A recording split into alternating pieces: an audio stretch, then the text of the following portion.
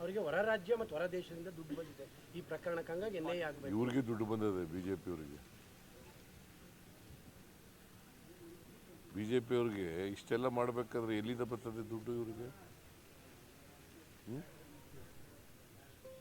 ಯಾರು ಕೊಡೋರು ಇವ್ರಿಗೆ?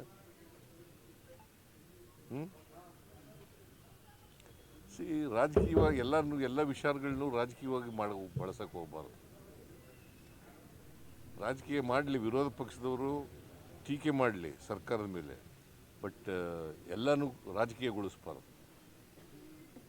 ಇವರು ರಾಜಕೀಯಕ್ಕೋಸ್ಕರ ಮಾಡ್ತಾ ಇದ್ದಾರೆ. ಇದರಲ್ಲಿ ಸತ್ಯ ಏನಿಲ್ಲ, ಅಸತ್ಯ ಇರ್ತಕ್ಕಂಥದ್ದು. ಸೌಜನ್ಯ ಕೇಸ್ ಮತ್ತೆ ರಿಓಪನ್ ಆಗುತ್ತಾ ಸರ್ ಅಂತ? ಯಾಕಂದ್ರೆ ಒಂದು ಮಹಿಳೆ ಆ ಸೌಜನ್ಯ ಕಿಡ್ನಾಪ್ ಮಾಡಿ ತಾಲೆ ಅಂತ ಹೇಳಿ ನೋಡಪ್ಪ, ಸಿಬಿಐ ಯಾರ ಅಧೀನದಲ್ಲಿರೋದು?